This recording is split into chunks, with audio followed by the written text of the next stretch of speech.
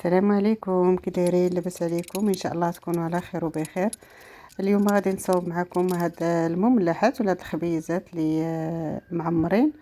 كيجيو على الشكل هذا، كيجيو غزالين وسهلين باش نصاوبوهم. تبعوا معايا الطريقه والمقادير.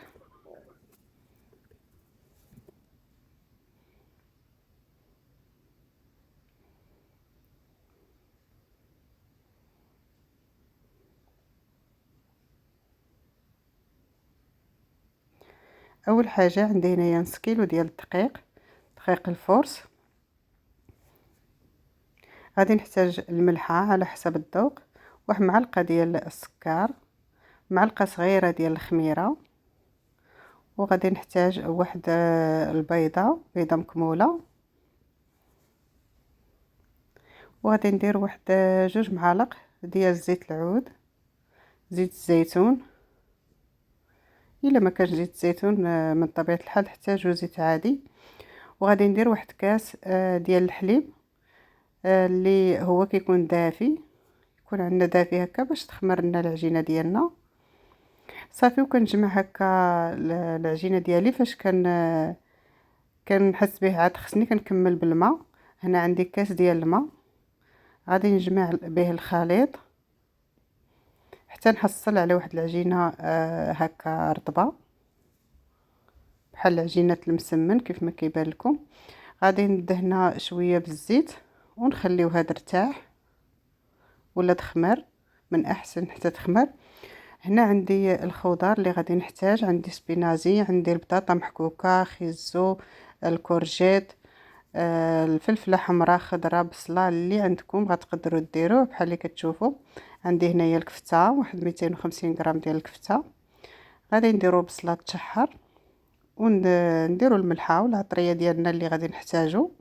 انا درت هنا الفلفله حمراء، السكينجبير، معلقه صغيره ديال الخرقوم، وشويه ديال القزبور مدقوق، والابزار،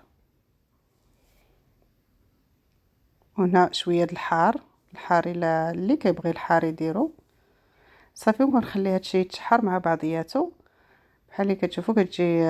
كيجي غزال تبارك الله، كيجي زوين. صافي، غير تشحرنا الكفته مع البصله والعطريه حتى تحل هكا، ما تبقاش مجموعه. غادي ندير له واحد معلقه صغيره ديال صلصه ديال مطيشه ولا الهريسه الا كان عندكم هريسه، هي كتجي زوينه اللي كيبغي الحار.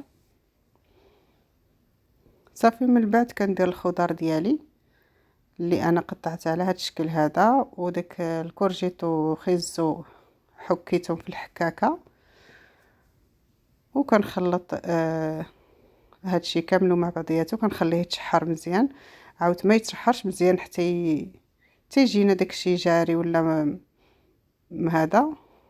كنخليو شويه الخضره ديالنا تبقى شويه واقفه باش كيجي فيها المذاق، كيجي المذاق زوين، كتجي غزاله تبارك الله بهاد الخضر وهادشي. ما كتجيش الكفته داك المذاق ديالها قاصح، كتجي المذاق ديالها زوين مع هاد الخضار. صافي، على هاد الشكل هذا غادي نخليه هكا، ما نزيدش نطيب عاد باش كتبقى الخضره ديالنا مزيانه.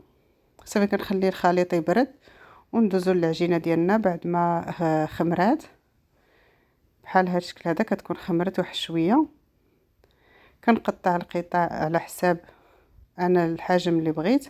انا هنا غادي نديرهم صغيورين، يعني كنقطع قطع صغارين لحقاش فاش كنعمرهم عاد بالخضر اللي انا عندي بالعماره اللي عندي كيزيدوا يكبروا، وعاد نخليهم شويه يخماروا. فاش غادي نعمرهم هكا ما غاديش نطيبهم ديريكت، غنخليهم واحد نص ساعه يرتاحوا هكا باش كيجينا ديك الخبيزات كيجيو لنا رطبين. صافي، من بعد كندوز نطلق هكا العجينه على هذا الشكل هذا. الا ما كانش المدلك ديروه غير بيداكم ماشي مشكل. وكنجيبوا اما موس ولا قطعه ديال بيتزا بحال هكا، وكنديروا هاد الشرائح بحال هكا ونلويو الخبز ولا الخبيزه ديالنا وكتجي زوينه، المنظر كيجي فيها زوين. هانتوما الطريقه ساهله بحال هاد الشكل هذا.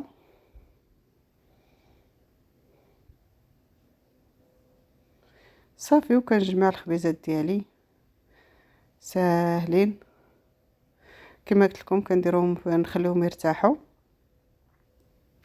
من بعد ما غادي ندهنهم بواحد البيضه.